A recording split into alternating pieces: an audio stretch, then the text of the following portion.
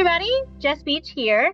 I am your VAEA social media chair. Thank you for joining us. We're live this afternoon for our ThinkFAST, our Friday art share for teachers, which is really wonderful.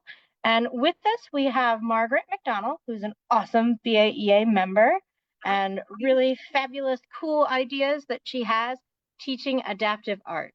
Let me tell you a little bit about Margaret before I let her off and running with her fabulous ideas. Margaret is an artist, teacher, and advocate living in Northern Virginia. This is her 19th year in education.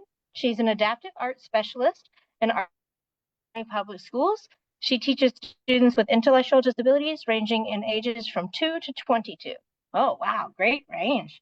Margaret specializes in creating inclusive multi-access and multi-sensory experiences for students with disabilities. Oh, I am so excited to get to talk to you. I think a lot of our public school art teachers and private school are really excited too, just to get some new lessons. Awesome. Thank you. All right, Margaret, take it away. Thank you. That was a really sweet intro.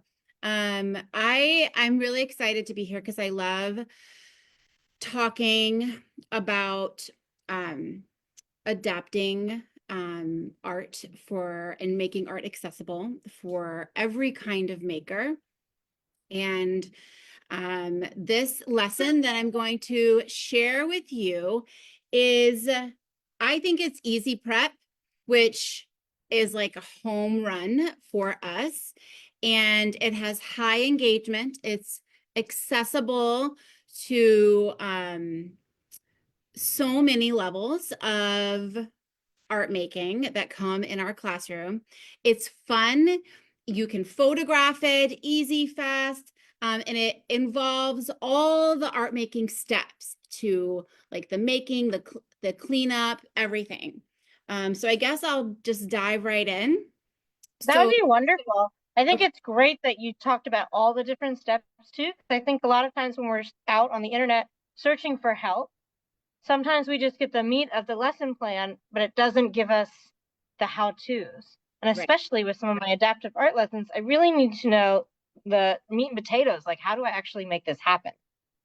100%. Like setup, Margaret, you me second to see. I'm on my school internet, so it shouldn't be me, but it's possible. Give me 1 second. Look at us. We're spinning around like a top. I can hear you pretty well. Really well. Okay, you go on ahead then. Am I frozen? Now you're not. So woohoo! Wonderful. Okay. School is ending here, so hopefully people are jumping off. I don't know if that matters, but yes, so I'm in my classroom, which is a very comfortable place for me to be, which is jump right on in here. So this lesson is painting, and the canvas is a toy animal. So I have a pig here that has lost his it's like you can hear it in there, but he's lost his squeaker. Some of them still have their noisemaker attached. So here is a dinosaur that still sort of roars a little bit. The kids love that. So I have all of these animals, all my friends here, my black crow, my grasshopper. My favorite is the Barbie horse. This is my favorite. So I have all these friends here because these are our surface that we're going to paint on. And so the way I start this, I do this lesson at the beginning of the year or multiple times because the students will ask for it, or they'll see the animals in a bin over in the corner, is we start with putting on our art smock, getting a messy mat, which I have, and sitting down and getting ready. So when students come into art, the first things they always do, messy mat and art smock. No matter what we're doing, even if it's just drawing, messy mat and art smock. It's like such a good routine. Then this can be paired with like a read aloud or a piggy and piggy and elephant, like free, lots of different things. And so then they can choose their animal And what I love about this is I have some students who are visually impaired, and using a plastic toy animal as your surface to paint on is so cool for those students who are using their sense of touch. This is a multi-sensory activity. So first and foremost, we have these animals that they can touch and play with and engage with. And so they can choose. And even if they're visually impaired, choosing an animal can be a really engaging activity. So I'm going to put these over here so we can see them a little bit more. This is a duck that was in my parents' house for a long time. It was gifted to me. It's actually wooden, but it cleans off very nicely. Okay. So the students, once they choose their animal, then they choose their color. And they just dive right in.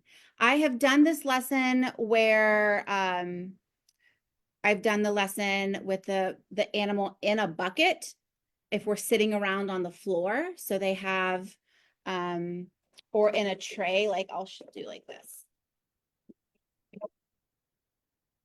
So like box lids, right? Box lid. So it's very like contained all right in here. So they can paint like all right in here, right on their spot, or if you're working on the floor or in the library or someplace, it's all right in here.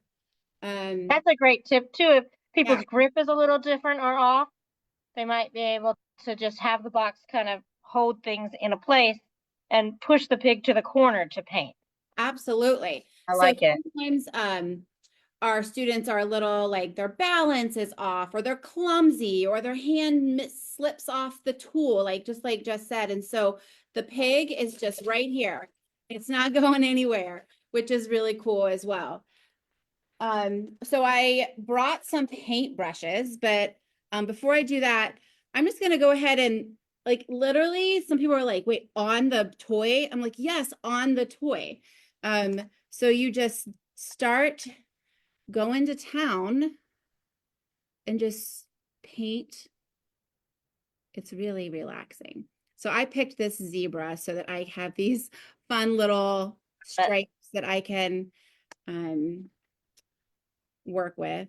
When You're using tempera, right? I'm using tempera, you could use watercolor, you could use those paint sticks that we love so much. And this is, tempera is going to dry really fast, so that's fine too.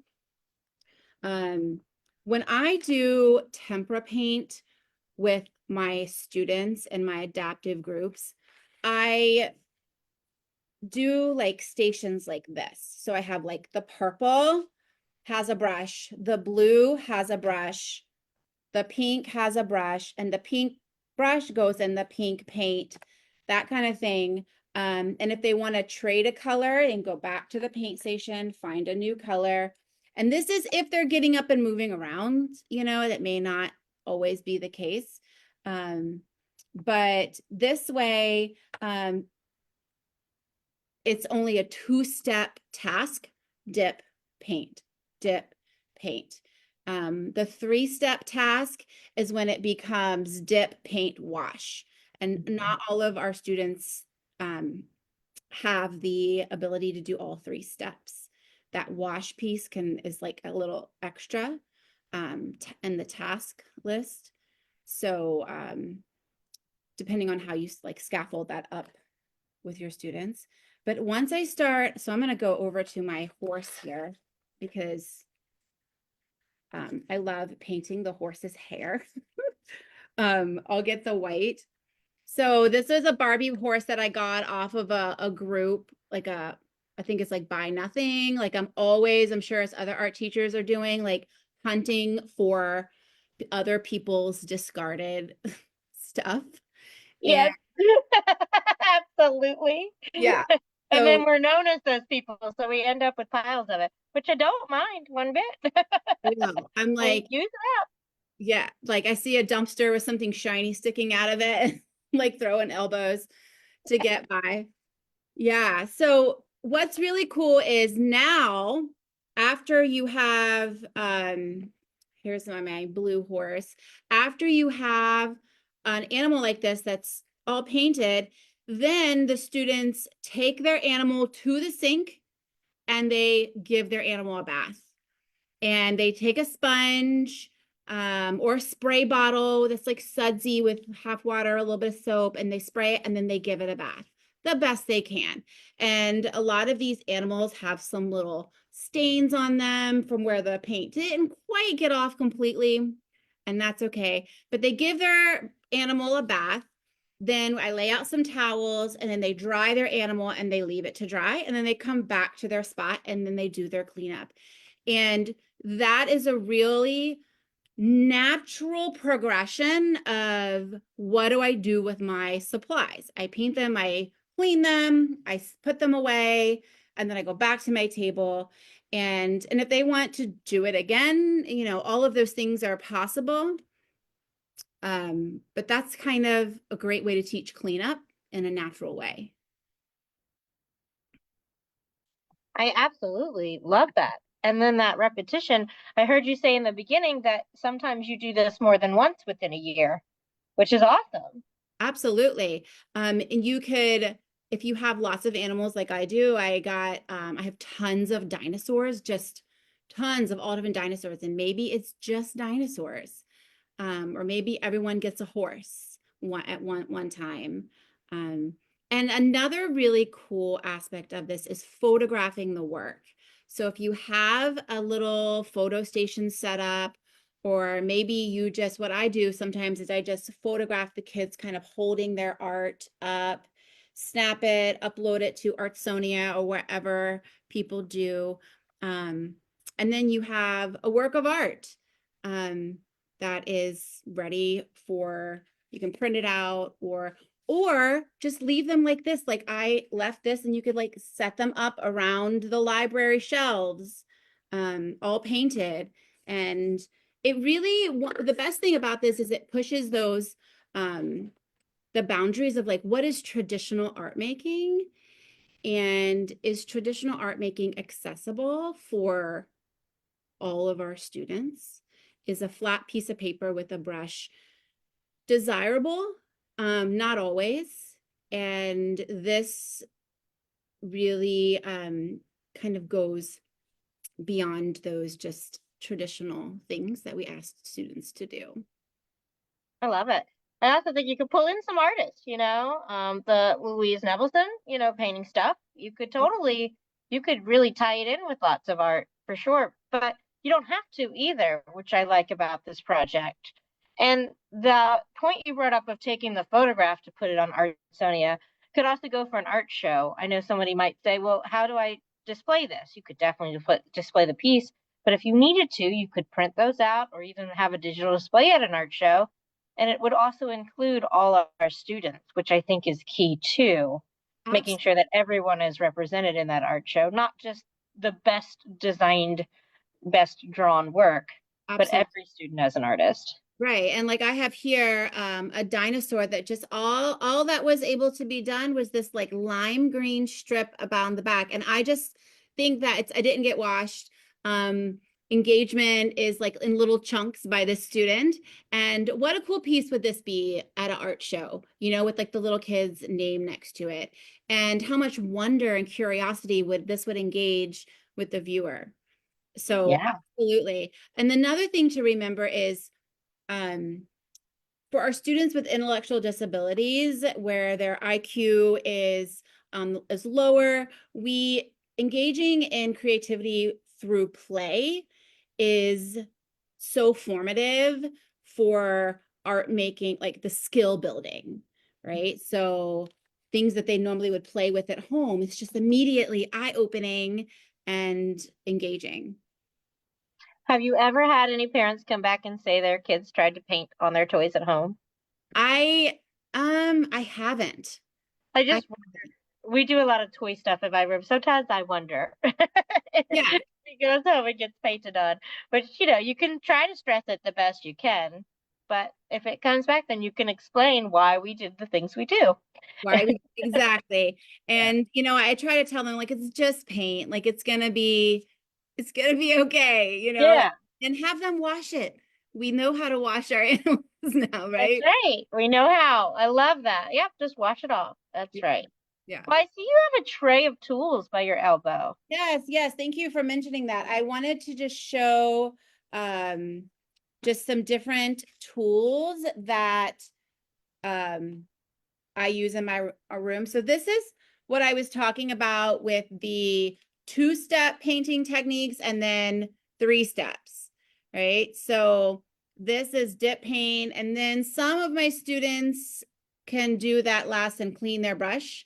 But we often do just the 2-step. So I'll start with this one, which is it's a brush, but it has a handle that goes on it, so it just slides on. And this one is helpful for a student who has mobility impairment.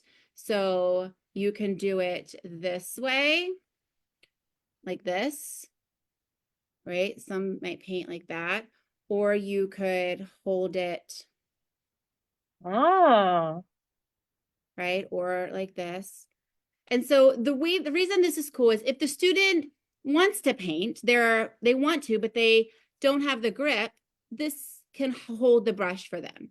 What's important to remember is that this is not to keep the brush on the student's hand if they're not interested in painting. It's not kind of there to like lock it in if they want to like take it off. So if the kid is like wants to paint and they're like having a hard time holding it, this is a really cool. We don't want to make them like hold up, right. if they Yeah, want. that's a really good point. What do you call that? A brush holder? How would I look Yeah, up that to buy? Is my question. this one's called Easy Hold, Easy hold. and I got it from our OTs at my school. Oh, excellent point. Why not ask the people who have the resources if they have any? If Yes, you, yes.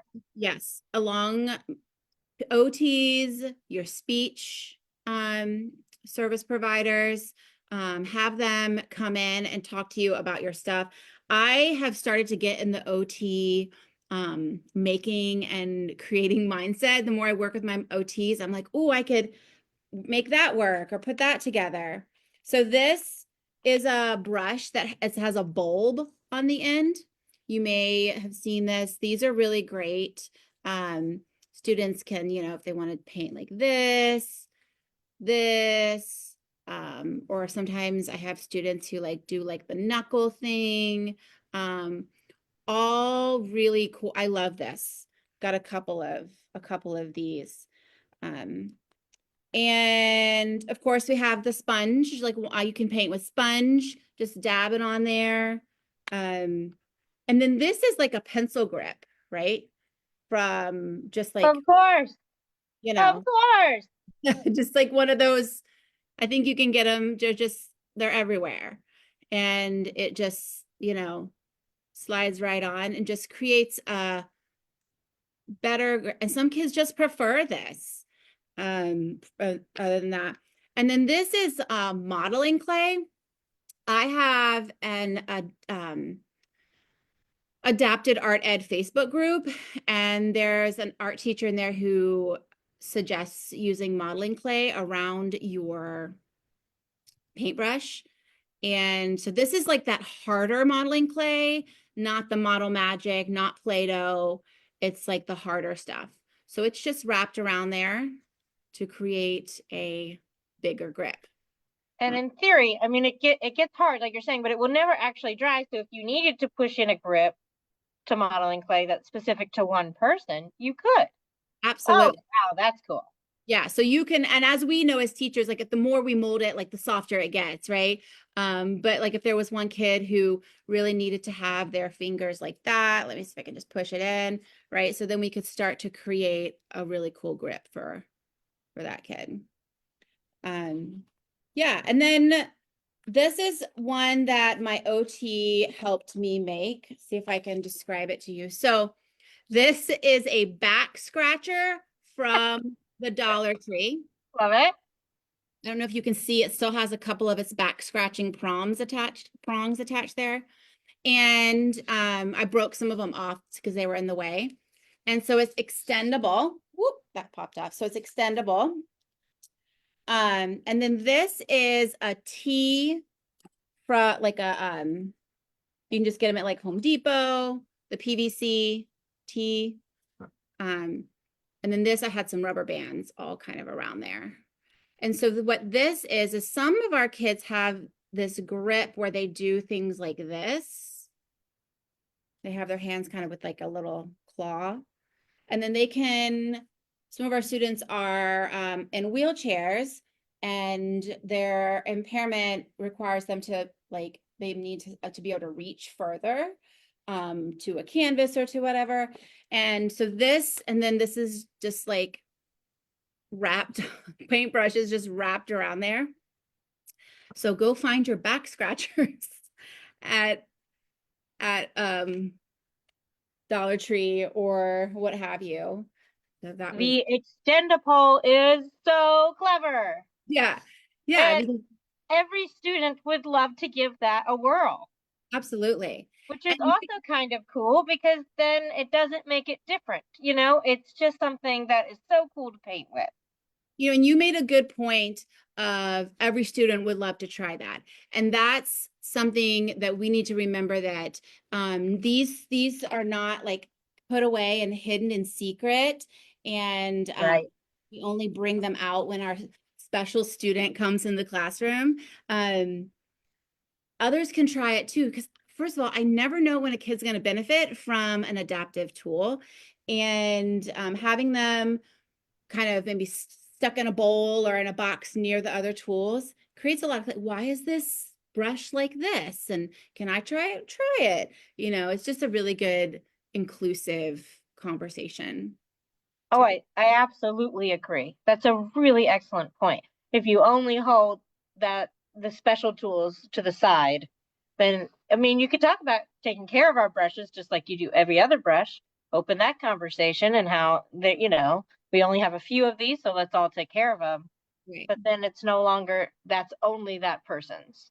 Right. Which sets that aside. Yeah. So you have that conversation of like the way they create art, they benefit from this type of tool, and the way you create art, you know, and just like those whole conversations of what we need, we get what we need, and it's available if we need it. Fabulous. Yeah. Fabulous. Oh, you're a fabulous art teacher. That's great for the kids. Thank you. It's been good talking. That's really good. And you know, I've never painted on the toys on purpose. I'm gonna start. But I've done reading a book about dinosaurs, running through the mud, and then we painted on paper using the dinosaurs as a grip because it was a better thing to grip, which was really fun as well. Right. And do like, I've done that too with like footprints, because they dual come with like some fun and right, because the animal has a wider grip, so it's easier and more accessible to absolutely. So that's just I love doing that. I haven't done that in a while. Think about doing that one soon. Well, and that one's another one that's just totally inclusive because every kid, even the old ones, love to play with stuffies, with toys, all of them. And all of a sudden, I'm seeing two kids who normally might not talk together going roar at each other with their painted footprint mess, which is just fabulous to see. And it's no longer a mess; it's something beautiful at that point. I've also tried the trick of taping a crown or a marker to the back of a animal or a car, and that was okay. But the tape would rip off if they got too rough with their playing. So I think the paint for me was more successful. Have you ever tried that using any other tool? The only thing I've done, which is like I guess similar to what this is just rubber banding something together. Now, as you say that, I'm looking at this elephant and I'm wondering if I rubber band this to the tusk of the elephant, and then you like push the elephant across the paper.